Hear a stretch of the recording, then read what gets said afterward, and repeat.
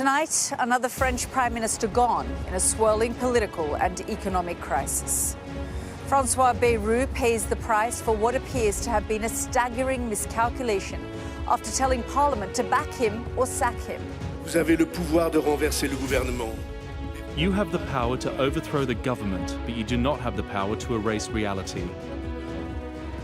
That reality is the debt Bayrou says is submerging France. But the National Assembly, in the building just behind me, had no stomach for his solutions.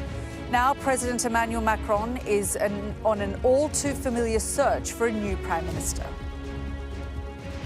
This moment marks the end of the pain of a ghost government, a government that was a government only by name. Also tonight, Palestinian gunmen opened fire at a Jerusalem bus stop during the morning rush, killing 6 people.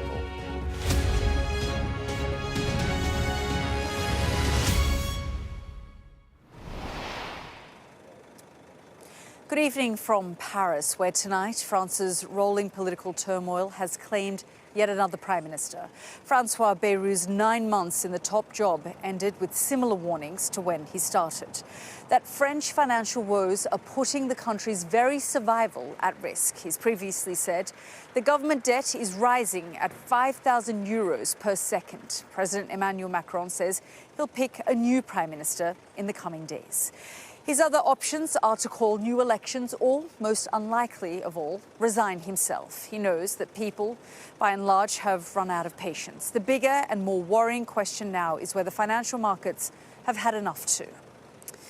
Well, let's now begin our coverage tonight with this report from our Europe correspondent, Alistair Bunkle. France's Prime Minister arrived in the National Assembly to hear a fate that he already knew.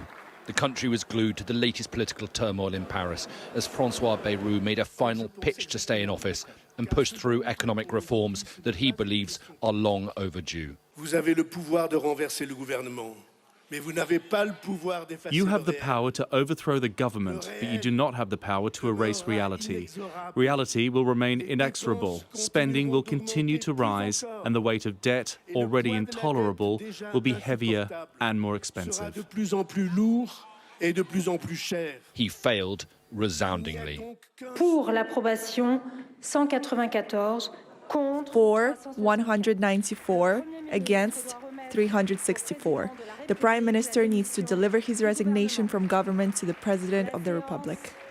Well, the outcome was never in doubt. It was always a question of how big Francois Bayrou's defeat was going to be. The result is just in, and he's lost by a majority of 170 MPs. In the end, it wasn't even close. Emmanuel Macron is now left with no good choices. He must find a new Prime Minister, his 5th in just over 2 years, and his own future is also now in doubt. One way to achieve stability is to have fresh assembly elections or fresh presidential elections and to try and break the deadlock. Would you not agree with that? Or fresh new Prime Minister. It's a solution. Would it be the 5th in 2 years? No, 5th in almost 2 years? It could be a solution. Worked 5 times before. If this new Prime Minister tried to work with a larger part of the Parliament. The far-right politician who could be France's next president told me that new elections are now the only way to break the deadlock. Will you vote against Francois Bayrou today? Confiance dans Monsieur Bayrou pour. We have no confidence in Mr. Bayrou's ability to address the country's problems. We gave him his chance, but from the moment any government, no matter who is leading it, chooses to continue Emmanuel Macron's policies, despite the French having rejected those policies in the most recent European and legislative elections, then confidence is simply not possible.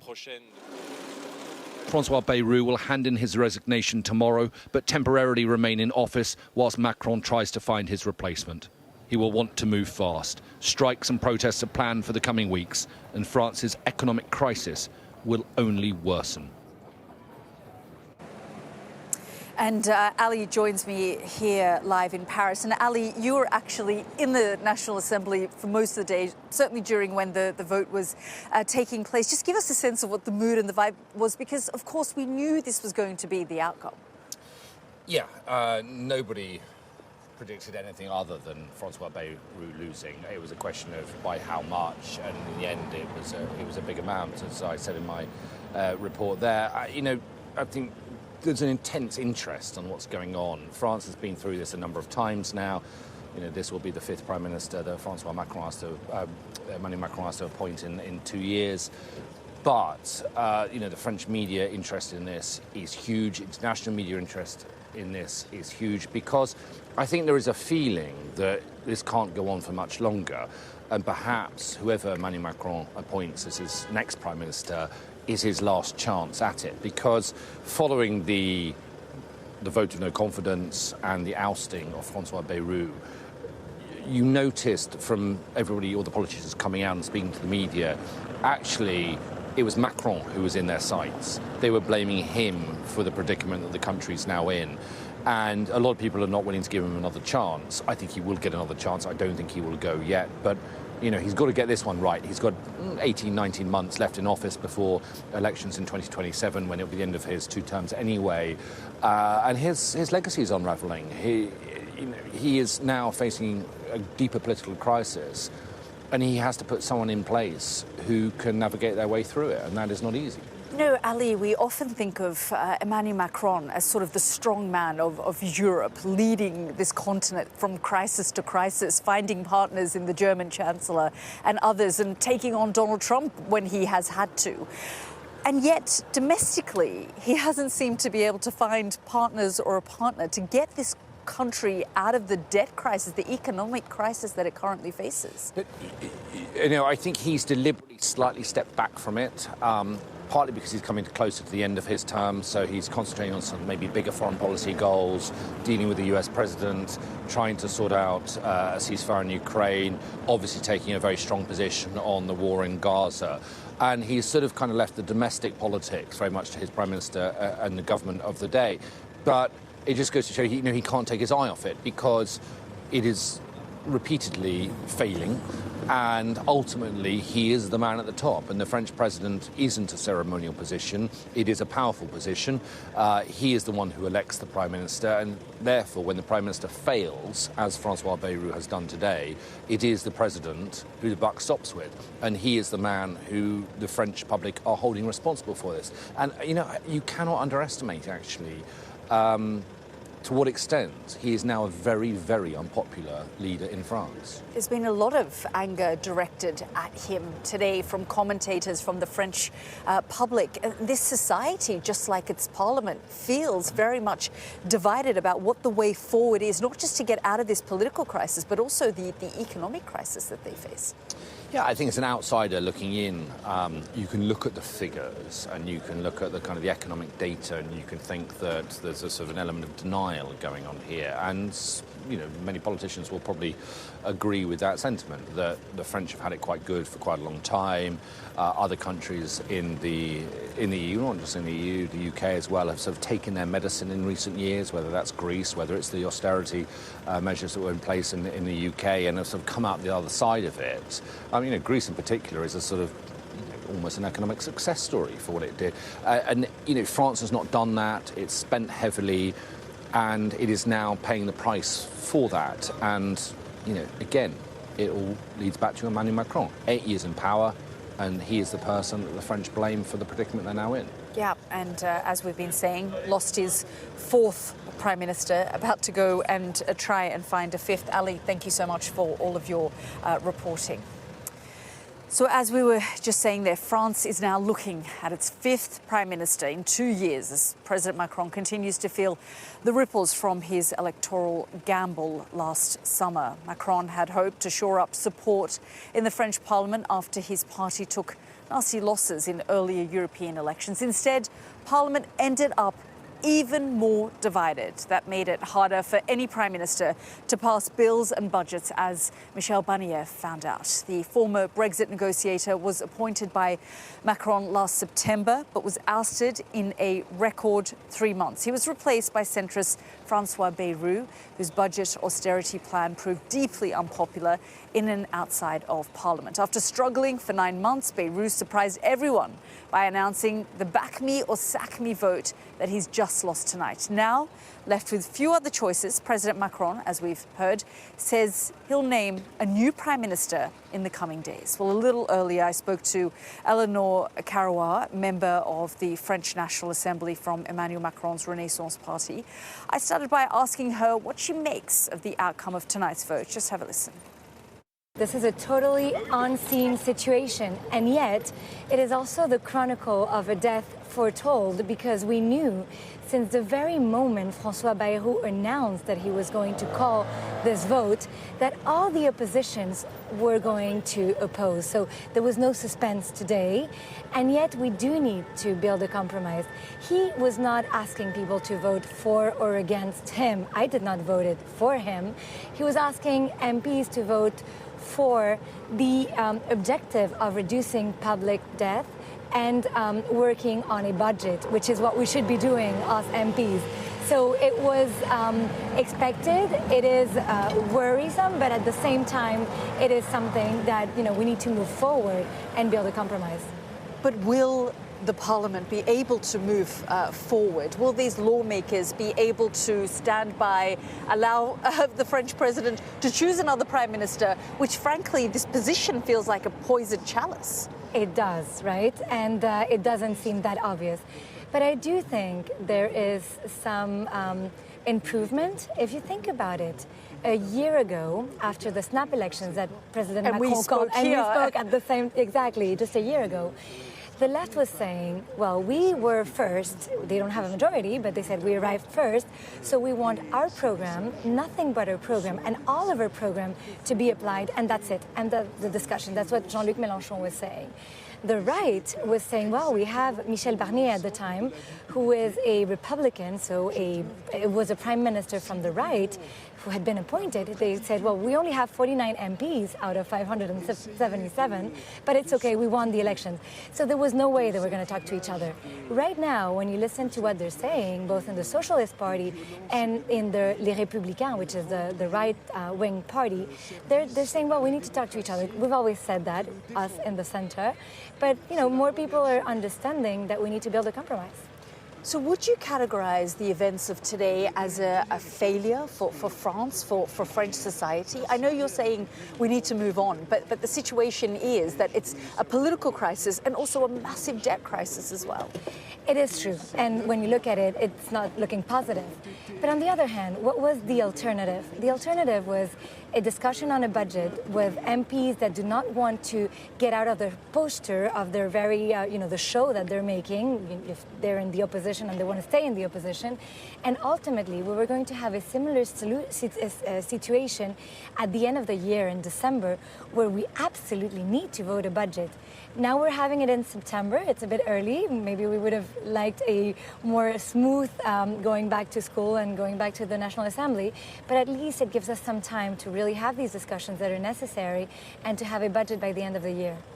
There are all sorts of options being discussed, including one from your party about President Macron coming into some kind of power-sharing deal. I mean, is there any reality to any of this? Well, that is a reality. Right now, we do not have a majority. And we can find allies, we can build coalitions, you can name it however you want, socle commun, coalition, there's several names. But the truth is, you need to make compromises. And for us, French people, used to having it either white or black, majority or opposition, it is not natural. But ultimately, we'll get there. Other countries in Europe get there, parliamentarian countries get there, and it's just a matter of changing the mindset. And the way you can change this mindset is realizing how complicated the situation is and how much there is a need for a budget. And not just a budget, but we're looking at a massive economic crisis that this country is currently facing. I mean, we're talking about government spending that is the highest in the world. I know, and we're all for cutting government spendings, and this is what my group has been saying and proposing here at the National Assembly, and the left does not want that. We're not in a crisis as Greece was or Spain was. But it's being compared to Greece. I know, because you have to be realistic. We have a very generous social system. In France, if you are sick, if you are retired, if you have any trouble in your life, the state will come and help you out. It is not the case in neighboring countries. And I think we need to preserve this, but we also need to understand that we have fewer young people working and more older people. And if you want to keep those solidarities, those generational solidarities, you need to accept that more people need to work, ultimately, more people need to pay taxes, and that work also needs to pay more, because it's not fair that French people will work and have very low salaries. So it is a real change in mindset, and that's very difficult to do when you have such a divided assembly. Is France ready for that? Are the French people ready for the change in mindset? Because, you know, the pension age is constantly debated and discussed. The far right, for example, say they will reverse it back to 60, not the 64, whatever it is at the moment. We're talking about a pension. I mean, 25% of the state budget goes to pensions. That's a huge amount. I know, and this is why we tried to reform it. And it wasn't a crazy reform. It was only going to 64. When you look at other European countries, they're working until 66-year-old or 67, even more. But this was a major issue, and the National Rally, which claims now to be a very liberal party, voted with La France Insoumise, the far left party, because they actually did not vote in the interest of French people. They voted because they want to see Emmanuel Macron out and they want to take power. Well, right now, they're not going to change. I mean, they're the extremes, they're populists, they have this agenda. But other parties have a different agenda, and this is why, even if it's a complicated day for French politics, I am relatively confident that people will actually sit in that table. How does this affect Europe and you know, the borders beyond France?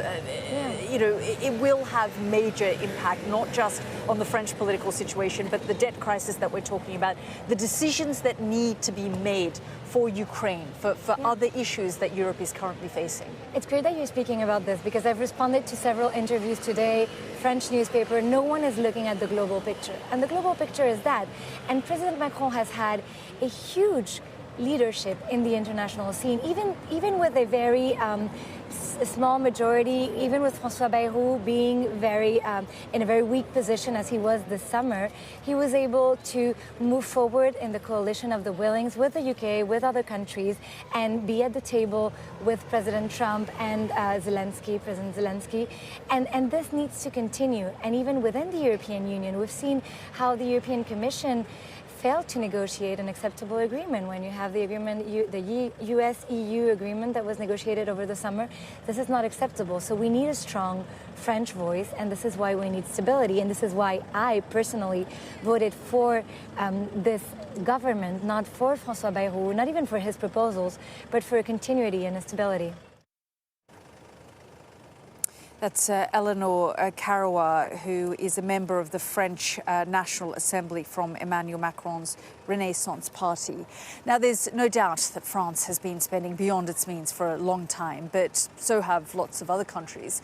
So what makes the economic situation here particularly bad? Our economics and data editor Ed Conway explains.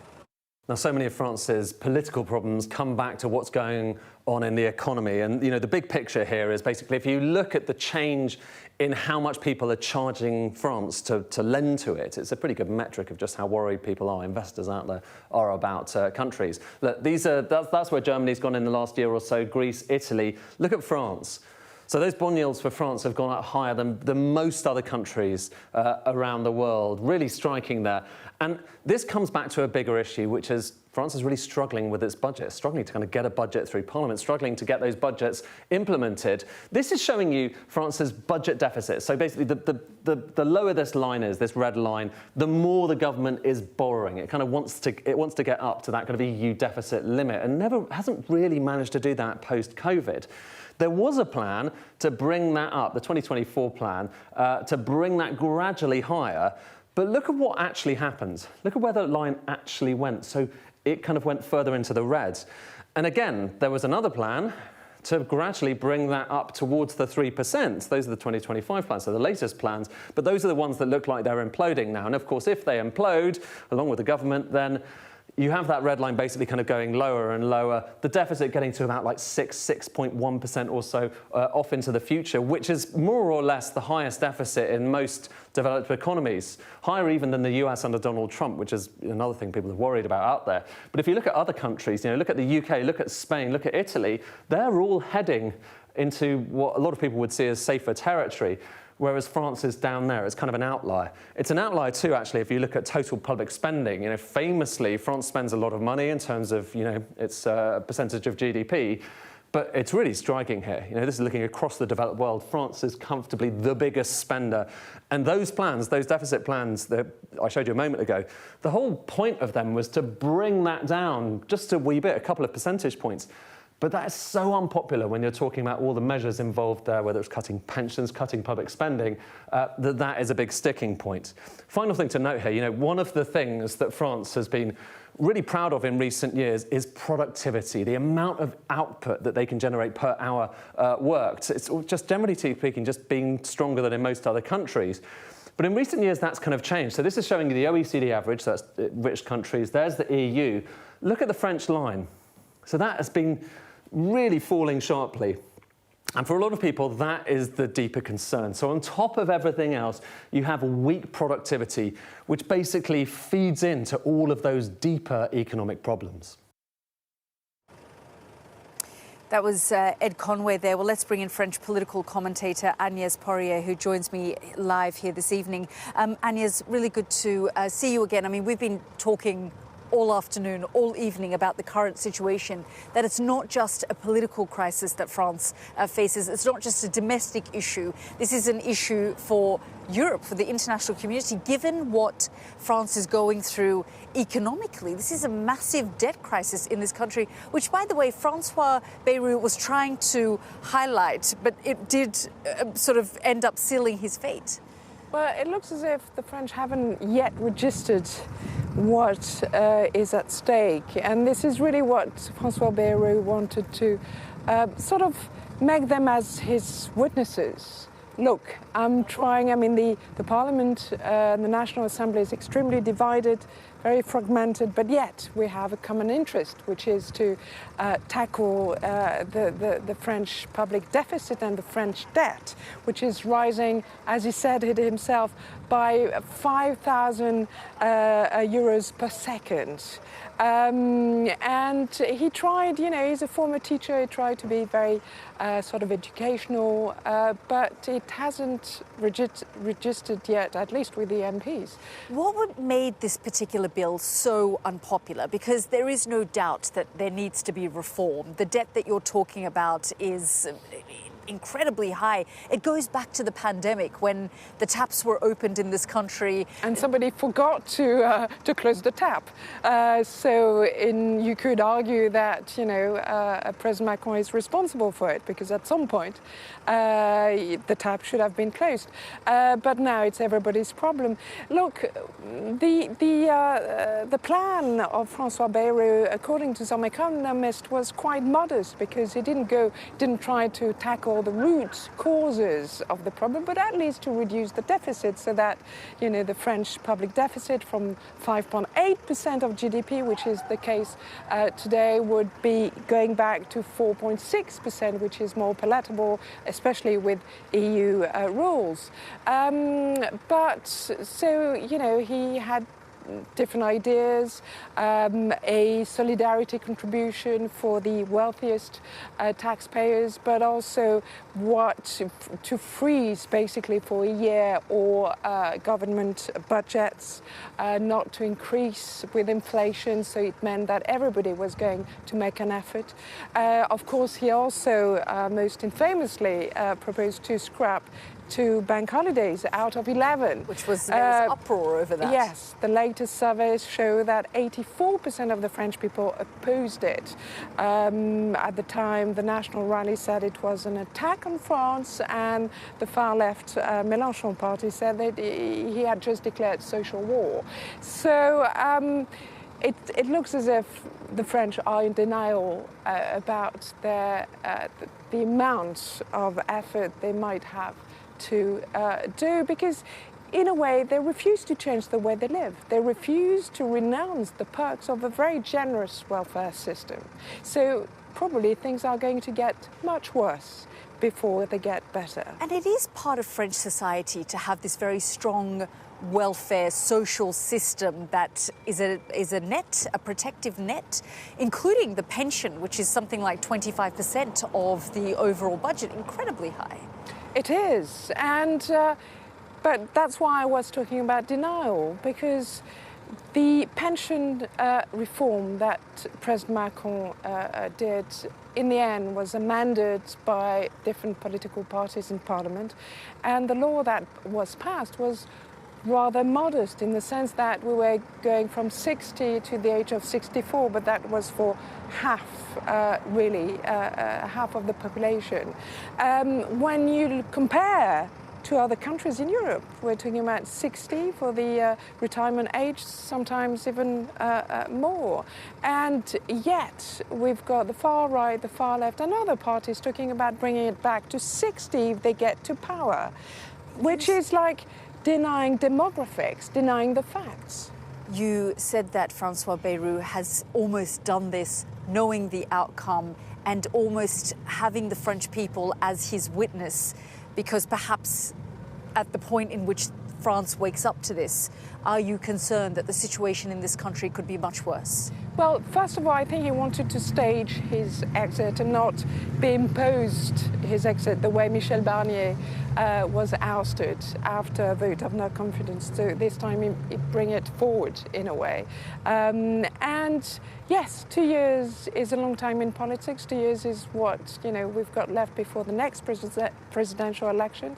So does Francois Bayrou think that perhaps, you know, when things are much worse in 2 years' time, the French will remember that he was among the first to say, hang on a minute, we need to do something urgently. That's possible, but so many other things are possible too. Yes, it's a few days is a long time in politics. Agnès Poirier, thank you very much for joining us. Well, you're watching The World with me, Yalda Hakim. Still to come on the programme, why a coincidental court ruling in the midst of this political crisis is keeping Marine Le Pen's presidential hopes alive in France.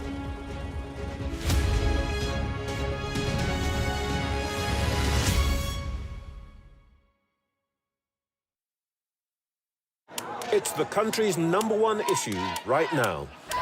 Many are alarmed about their changing communities. It's an invasion, isn't it? I think that solution comes through dialogue, not ranting off. We don't know who they are. I don't think that there's an issue. But are the people who matter listening? We'll bring key leaders together to debate the crisis that's dividing the nation. The immigration debate on Sky News. Get the full story first.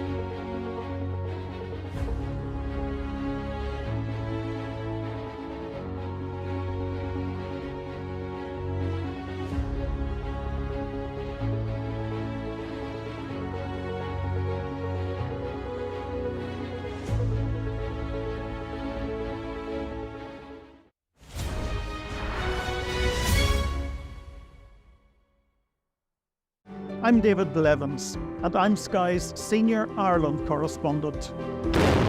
I've spent 30 years reporting the journey from conflict to peace. The end of the political stalemate, the start of a new chapter for Northern Ireland. Catholics and Protestants now facing the same threat. If we both contract COVID-19, religion's nothing.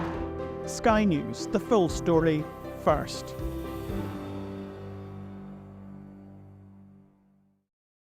Fire, shouts the commander. There's a dash to safety. We've now got to wait inside the shelter to see if there is incoming. I'm Deborah Hames, Sky's security and defence editor. Should Russia's war with Ukraine escalate significantly, pilots like these could be called upon to go into combat for real.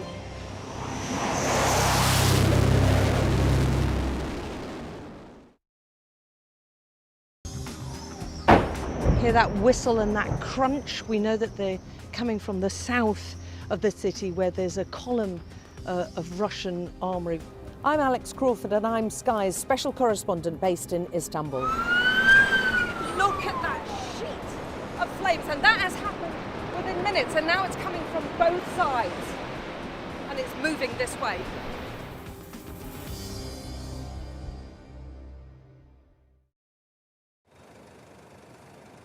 You're watching The World with me, Yalda Hakim, live from Paris. Now, in this moment of crisis for French politics, where exactly do things stand for far-right leader Marine Le Pen? Well, you remember she and other National Rally Party officials were convicted in March of embezzling EU funds. Ms. Le Pen's sentence, which includes a ban on her running in the 2027 presidential election, is on hold while she appears. And it was only today that the appeals court ruled it would hear the case in January, effectively keeping Marine Le Pen's presidential hopes alive. Here's her take on today's ousting of François Bayrou as Prime Minister. Have a listen. This moment marks the end of the pain of a ghost government, a government that was a government only by name. In 8 months, ministers, usually invisible or see-through, were only able to produce 5 legislations. Leaders of the right and left, you are guilty. You cannot cry the consequences of your misdeeds in front of the cameras that you've committed. The president has only one choice: call for new elections and let the country choose. Well, that was Marine Le Pen, and joining me now is Charles-Henri Gallouer, economic advisor to the leader of France's National Rally Party, Jordan Bardella. Thank you, sir, for joining us here on the programme. And just your reaction to the events of today. We knew it was happening, and we just heard there from Marine Le Pen calling for fresh elections. That's unlikely to happen. Emmanuel Macron has said he'll appoint his new Prime Minister in the coming days. I think Emmanuel Macron is quite irresponsible because we will lose weeks and months and France won't get a budget for 2026. So they say they are talking a lot about instability, but I mean they are doing the instability. They are doing the instability in economics. You know, Macron has done 1,100 billion euro of public debt since he took office in 2017. They talk about instability, but eventually what happened during the last general election, they did an unnatural coalition from the far left to the center right, again Marine Le Pen's party, National Rally. So they prevent France to get a broad majority and to have a stable government that would be able to pass a budget. So I mean, he's responsible for this. He's the man that did the chaos in France, and he's still doing it because we are losing months. There are lawmakers, though, from the far left, far right, and given how fractured, Parliament is right now in France, who are also going out of their way to oppose these decisions. Many people are saying that it wasn't sort of a verdict on François Bayrou, but he was sort of almost calling for everyone in Parliament to agree on the fact that there is a debt crisis, there needs to be a new budget, and changes need to be made. And yet it ended up being his ousting.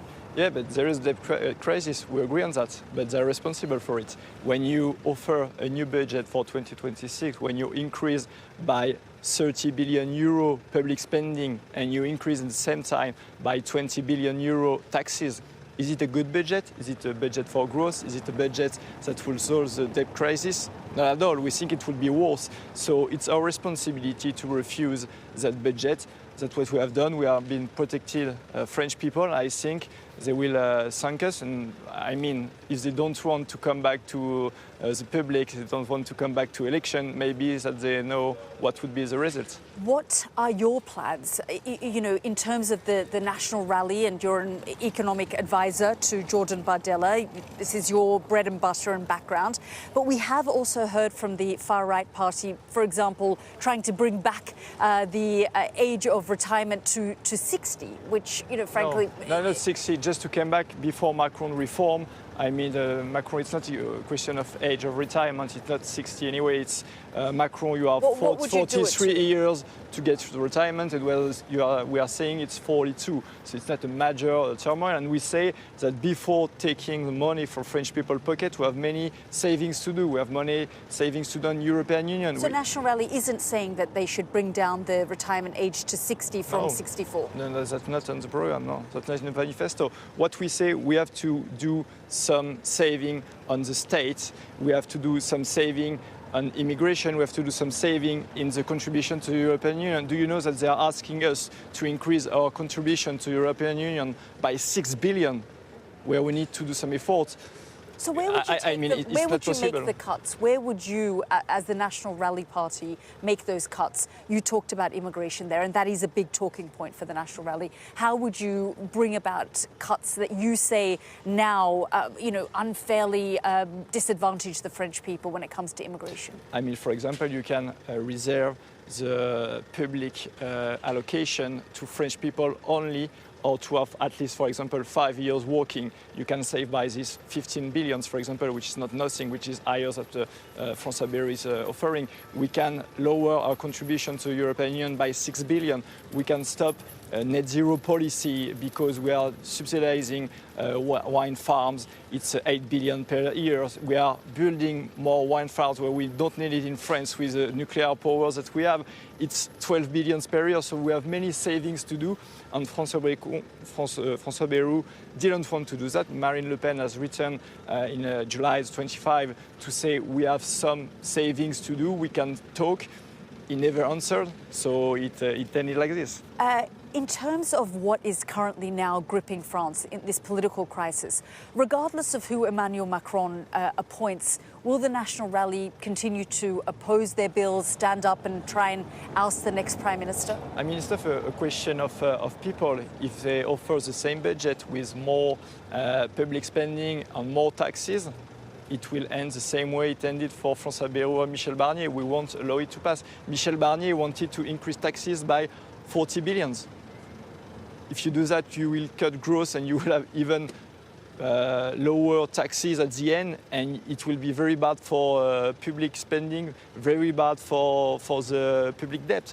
So we cannot allow this to happen. And we say, with this assembly, with the current composition, you cannot have a budget. So it will be healthier to come back to the French people and to have a new general election where, if there is not this unnatural coalition, National Rally can have the broad majority, because we are by far the first party in France. So it would be normal. That's not how the country voted during the snap elections last year. But before I let you go, Charles-Henri, we see the political quagmire and also the legal issues that Marine Le Pen currently faces. But is there an expectation that she'll be able to extract herself from that and stand in 2027?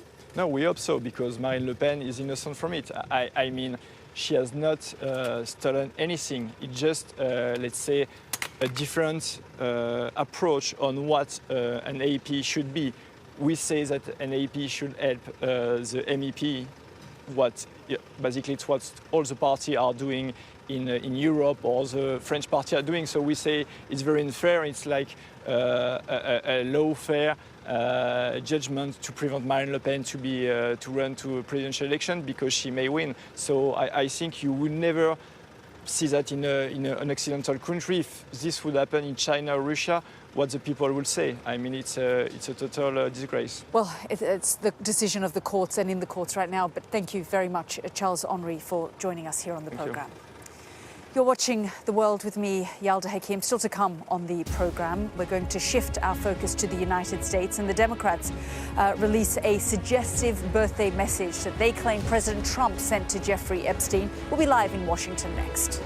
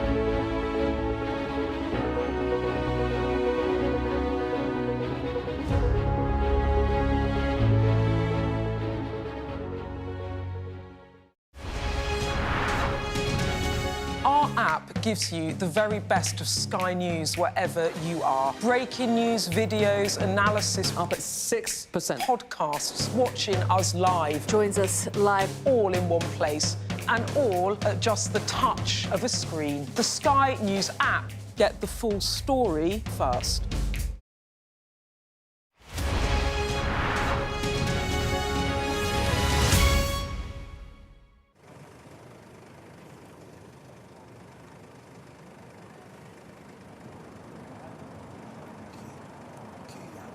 You're watching The World with me, Yalda Hakim. More on the French political crisis shortly. For now, breaking news from Washington. Democrats have released a suggestive birthday letter to Jeffrey Epstein, signed apparently by Donald Trump. The president firmly denies having anything to do with the letter. Well, let's get the very latest and go to our US correspondent, James Matthews. And James, just bring us up to date, because this has developed in the last half hour or hour or so.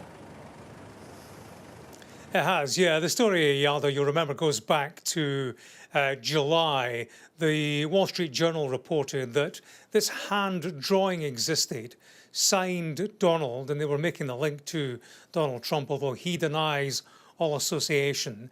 Basically, and I think we can take a look at it because it has now been published, this is a hand drawing of the body of a woman said to have been collected by Ghislaine Maxwell, Jeffrey Epstein's co-conspirator, now in jail. This was a part of a birthday book, you know, pulled from friends and given to him before his conviction for his 50th birthday. Now, that woman's form, signed below the waist, Donald, you know, it has, at the top it says voiceover, and there is what presumably is an imagined exchange between somebody called Donald and somebody called Jeffrey. Remember, Trump and Epstein were friends for many years. The bottom line reads, "A pal is a wonderful thing.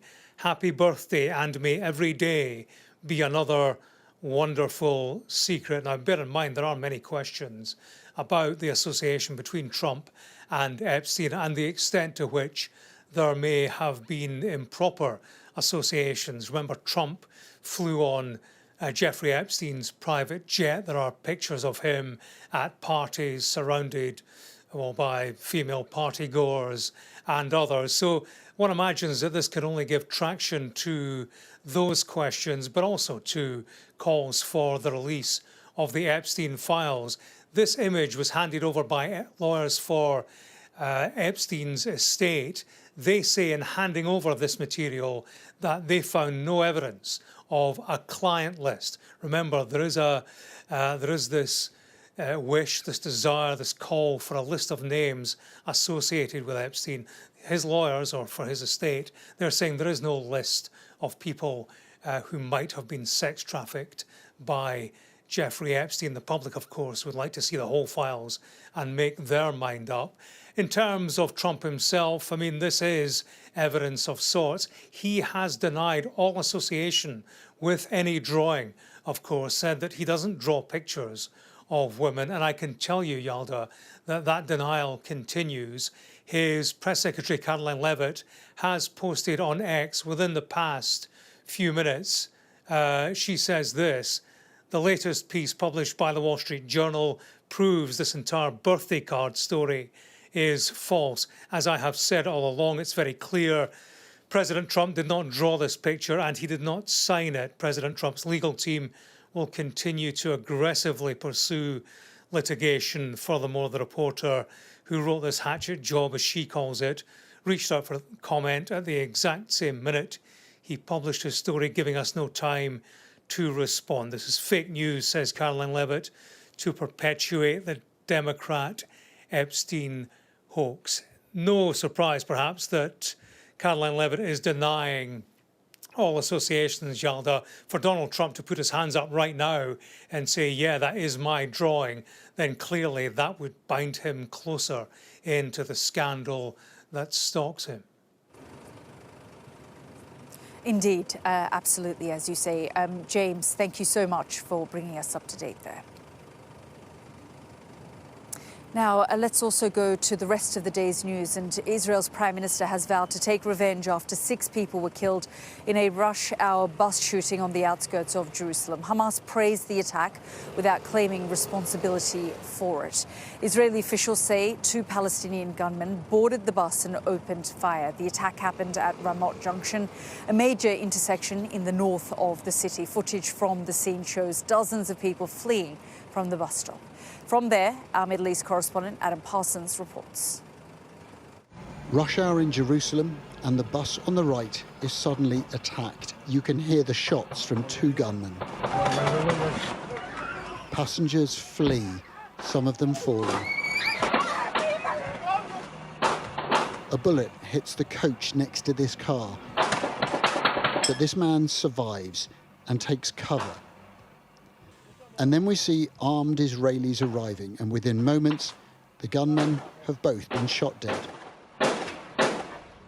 But alongside them, victims of the attack, dead, wounded, traumatized. Suddenly, I see the terrorist along with another person. They started shooting with guns. They were shooting and shooting and shooting.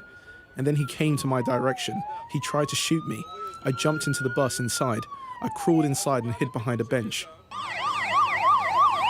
The Prime Minister was quickly at the scene, meeting emergency responders and vowing not to be dissuaded from his hardline policies in Gaza and the West Bank. These murders, these terror attacks on all sides, in all fronts, do not weaken us. They make us more determined to complete the missions that we have undertaken. At the same time, Israeli police were flooding the town of Katana, believed to be the home of the attackers. Among those arrested was the father of one of the suspects.